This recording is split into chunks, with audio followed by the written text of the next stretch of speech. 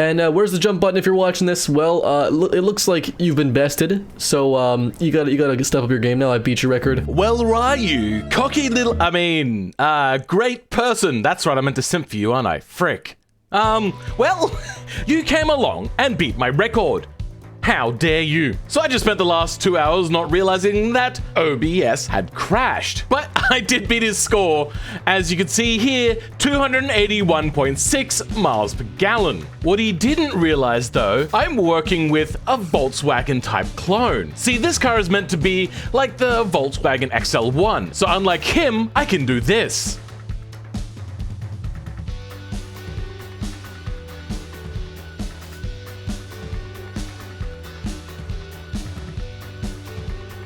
There, we've beaten his mileage record. I don't see any issue here. Now, to be entirely honest, I have actually gone in.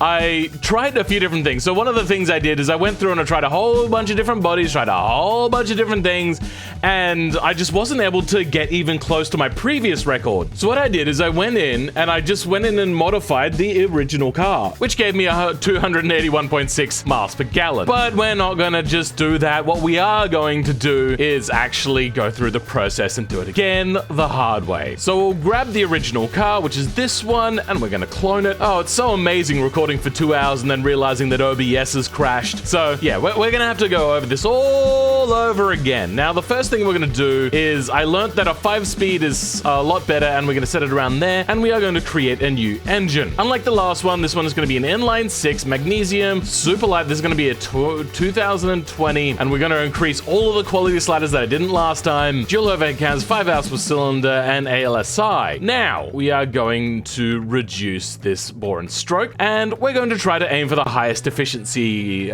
number. Previously, I was just trying to create an engine which I thought a normal company would go for, but we're going to try extra hard for that number. Or as one might say, I'm going to simp for that efficiency number. Billet steel, lightweight, titanium, and low friction cast, or quality all the way up. Bring that down. Now we're going to try to aim for something like a diesel. Bring this cam profile down. I found that 3 was kind of good. Variable valve timing, all cams raise that quality. Compression ratio likes to be fairly high, but not all the way up. Turbocharger, ball bearing, drop this down, hit fuel economy, and quality up. Injection, direct injection per cylinder, race, and ultimate, quality up, and fuel down. Now this is where I'm going to start diverging from the previous one a heck of a lot more than what I have so far, and that's I'm going to put no catalytic converter in. The previous one was street legal with a catalytic converter, so we're going to the wayside with that one this time. Now our efficiency number is 39.5, our miles per gallon are 218, which is a paltry number, especially if you're a chicken.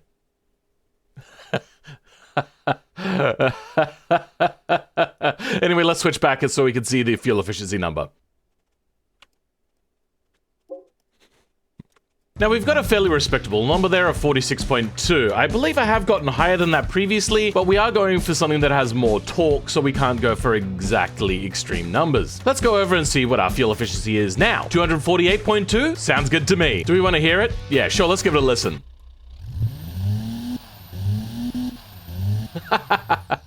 It actually sounds a little bit beefy, which is weird. Though it does also sound like a tractor. So moving on, we previously also didn't screw ourselves completely with the tires, though we could have even more than what we have. So there we have our bits. Let's go ahead and make them really small and really tall, and the rim, which is not something I wanted to do. Now, the reason why we made the engine first and then moved to the transmission as opposed to fiddling between the two a little too much, like I normally like to do, but we will move that to the later part because now we have an engine that is really good, and we're going to make the transmission fit it perfectly. Bellissimo. And unlike him, we're going to go with a 5-speed. Wait, hold on. I don't actually remember what he had. Was it me that had a 5-speed? I can't remember. Either way, we're going to raise this up. We're going to try to get this number to be the highest it can. Huh. What's different? Oh, wait, hold on. Yeah, the next part. Yep, I forgot already. So we've got this selected here, which switches us over to look at the difference between the engine statistics and the trim statistics. And we've got our number here. And if we drop this RPM down, stupidly, somehow, that gives us a higher mileage. Oh my god! I just blew it out of the 290.8! Oh, nice! So now that we've got an engine at the right RPM with the right transmission, what we're going to do is tweak the engine now, which would be just a generic engine, to generically not be make it fit this car perfectly and its weight and proportions. I'm not dumb. Well, 292.6 seems to be whereabouts we're going to sit, which is, oh boy. Oh, I was not expecting it to quite have such a huge effect. But we're not entirely done. There was one other thing that I didn't do previously, and that was to play with body morphing, because I wanted this to at least have some sort of semblance of design. There. We're at 294.4, though there seems to have been some repercussions. So let's go ahead and try to design this thing just a little bit better. Oh yeah, hold on. Have I also... I haven't. So I could save even more now. 294.4. 297.9. Oh boy. 300. God damn, bro.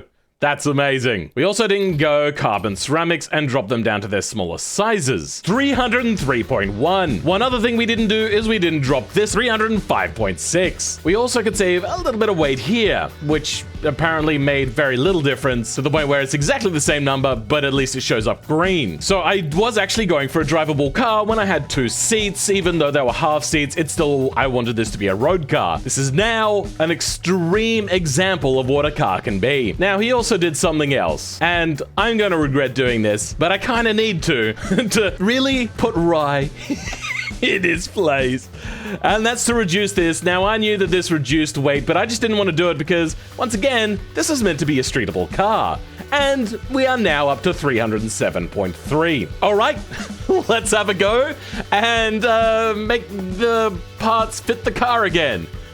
Currently, it doesn't exactly fit. It's gonna take a bit.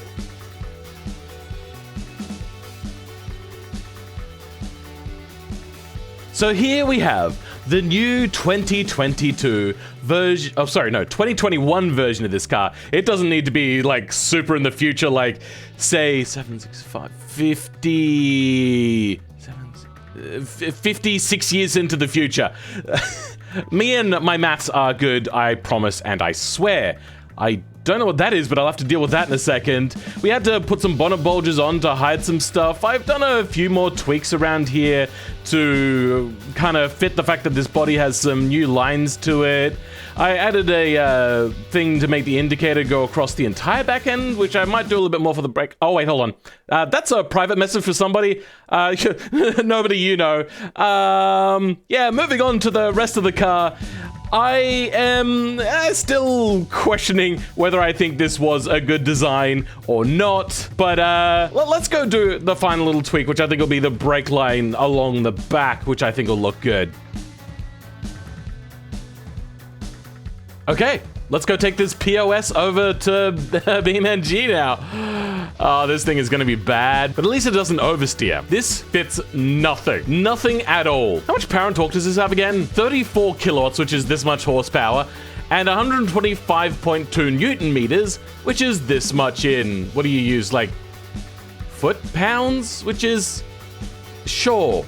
We should probably also give it a bit of a test. 325, which is not the worst time in the world, but is also not a great time. We do have 300.7 kilograms of weight, so that's pretty good. Let's go, yeah, we're done. Move on from automation to BeamNG. Well, we've brought it out here now. We're gonna turn on the headlights. Those are meant to be indicators on the side, gang. What the hell? And I didn't think I said, well, let's turn the headlights off there. Oh, God, this game. We're gonna see what this engine could do. So you can see here that we've got a single seat straddling the middle, which I wish that the bulge wasn't there in the middle. Fuel consumption, and cruise control, so we can take away the foibles of humanity by just doing that. And if you want to switch between liters per 100 and miles per gallon, it's simple. You just change the unit system here, and that will change these details over here. So for now, we're just gonna set this, go do 60, please. So it still has, you know what, actually no, we're gonna do this ourselves. So we're gonna accelerate from 0. We're gonna take traction control off, which we can't. Okay, well, I suppose that's an error then, because I don't actually think we had traction control in the first place. I think we had ABS. So we're in 5th. We can't even. Oh no, wait, we can go 100 miles per hour. Okay, let's now set this to 62 and slowly coast around. I get the feeling that maybe if I had a longer gearbox in BeamNG, this would be a little bit better. But 290? Oh wait, hold on, we're coasting downhill technically.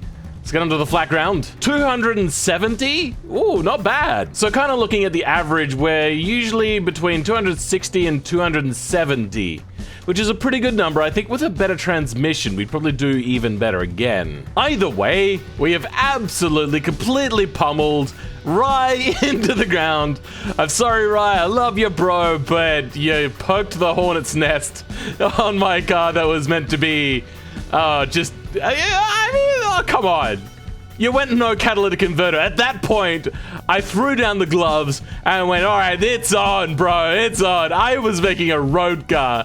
You weren't. I mean, even as a road car, I was able to get probably, if I was to finagle it properly, 270, maybe 275 miles per gallon, but I'm not even going to bother. I just wanted to make sure that the reprisals from you, we're going to take you another 2 weeks to respond. But as for now, with our car, the super high mileage car that we've created, you know what? No, actually, I'm going to go back. I'm going to tweak the transmission, and we're going to go do this again, then put it onto the racetrack. Back to automation. Okay, so what we're going to try to do right now is we've got the peak torque, which is very clear and defined at 2,300 RPM. Now, I don't know exactly, but it looks like 2,300 RPM is right there, which is where we kind of peak out a little bit. We're going to try to get that just beyond 100 kilometers an hour, which is around here. There we go. So we have taken about a 30-ish miles per gallon hit, but that looks good to me. And to make sure that I don't confuse it, we're going to put a giant L on the back. So then I will know that it's the long version and not the short drive ratio version. Yay, there we go. Love it. Export it back. Here we go, guys. We are back. Let's go do this. Okay, so we have a much longer gear ratio, a little less wheel spin. It actually feels a lot better, or like it feels more sprightly. God damn, that actually feels really nice. Okay, let's see how the numbers do now. We are right in the torque band, so maybe we might use more fuel. I'm not entirely sure how it works. Maybe we'll want to have the gearing way beyond, so it doesn't even have to reach that peak torque number. But our mileage is up. We're about 280 miles per gallon. Ooh, I wonder how far we could push that. Even whilst flooring it to get around to a well-lit area, I'm getting over 250 miles per gallon. Even if our flooring it is limited at 78 miles per gallon. Oh dear. That's not good. Not a good at all. 292. You saw it here, guys. We did a 292. Let's go extend it one last time and see what we can do. Back to automation. We now have a much higher top speed. Our fuel mileage is not the worst. Even when I've tried to make this car drivable and not be, you know, complete garbage, I still beat Rise by nearly 20. Oh, this car body. This car body. Guys, yes. Back to beam. Let's just floor it. Let's just see how, oh boy. It's just wheel spinning through every gear. That is so funny. I love it so much. Our mileage though, whilst flooring it, is still like much better than most people's regular daily cars. Oh dear, I almost hit that curve or the embankment just a little too fast, but no, we did all right. Now our top speed is much better. Now we have a 7-speed. We're already going 100 miles per hour, which is 160 kilometers an hour. And we're getting 81 miles an hour whilst flooring it all the way around. Bruh, that's awesome. But it seems that his top speed is somewhere around 230-ish. So yeah, it's maybe not a beast. Oh no! Oh, damn it. Bloop. This thing is fast. It's not slow, which is really surprising. But we're gonna refresh anyway, and we're gonna keep going. Okay, coasting now in top gear. Wait, hold on, no, not top gear. Now we're in top gear. We're 315 miles per gallon. What was that? Hold on. Wait, what? Miles per gallon are broken? Is it too high? Hold on, let's switch down the gear. We're at 6th. There we go. 308, 313, 309. Oh, these are some good numbers. These numbers are better than what I was getting in automation. But for some reason, it's broken in 7th gear, and I'm not sure why. Honestly, I just think that the game has come to the same realization that, you know, everybody else has, which is I am awesome. And also, very modest. Let's go take this over to the automation test track. Oh dear. Damn it, freaking Chrome again. God, I mean, it works on fixtures. What the hell, BeamNG? Oh dear. Well, one of the advantages of my car also over his car is the fact that, oh, you know what? No, we're gonna have to control this gearbox manually. Is, unlike him, mine is front wheel drive. So mine has the ability to not oversteer like crazy and become just an unmitigated disaster to drive. This is actually driving pretty good. I've done it again. Like, this is... I'm gonna say it. If anybody else had done this, I would say exactly the same thing. That's impressive. They have created an extreme hypermiler and somehow have not made it completely trash. Even I'm surprised by how not trash this car is. Is it great? No. Is it pretty decent? Yeah. Would I be disappointed to drive this car day by day? I mean, probably not. It is still a manual, so that's fun. Driving automatics just suck. So even though it handles not particularly great, it locks up super easy, its cornering G-forces are extremely low, it doesn't have a particularly fast acceleration at like 11 point something to 100, it's still better than a sporty automatic, because automatics are just a boringness. And it went around here at 118, 119 miles per hour. That's, I don't know what that is in kilometers now, which is actually what I usually gauge around here, but it's still pretty darn good. It is really hard to hear what the engine is doing though, because I am speaking quite loud and this car is very quiet, even though I've got my headset turned all the way to maximum, which I just had to lift off to make sure that it was turned to maximum, and yes, it was turned to maximum. Oh no, oh no, oh no, we no, oh, we didn't step up. Wow, even the braking is not that bad. I'd say that the braking is probably almost better than yesterday's vehicle, and that one was actually legitimately meant to be a usable car. Oh dear. This has to be the ultimate car because it drives. It is actually good at driving. And it's an extreme hypermiler. You know what I should do next episode? Oh no, that's gonna be the Golf GTI that I was gonna create. But the next time I revisit this car, I should try to aim for that 300 miles per gallon while actually making a sports car. I mean, it would be still extremely expensive, so not the sort of car that people would buy, but I think it would be fun to actually see what that would be like. All right, cool, coming up to the last corner. Wow, usually I have to go to voiceover so then I can concentrate to drive a car. This one, I'm actually driving fairly fast. Now, automation said it was a 3-minute 30? We just did a 2-minute 56. That's pretty impressive. But I think that's mostly because automation still hasn't started to compensate cars to be faster for the new driving experience. But let's just go and do the driving test thing, whatever it's called. Ha! Channel 10. That's a local TV station here in Australia. But yeah, so I wanted to also quickly say before we go over to the, Phil's score, is that Rai contacted me about this, saying that he had to beat my score. And I basically, said that, I'm gonna have to do a rebuttal the moment that you were able to beat the car. Now, I knew that I could probably get 10, 20 miles per gallon better, but when he said he could do 300, I was like, ugh, yikes. I mean, I knew I used to be able to do that, but that was many versions ago when the game was a little bit more broken. I currently, when I was talking to him about it in Discord, I said that, oh yeah, I think I could do 350. Now, I was talking big. What I was trying to do was make him sweat, to make him not even think that it would be possible, but then he came out and did 277, and then today when I thought I was recording and apparently wasn't, when I couldn't even reach my previous score, I couldn't even get close. I think my closest score was somewhere around 203.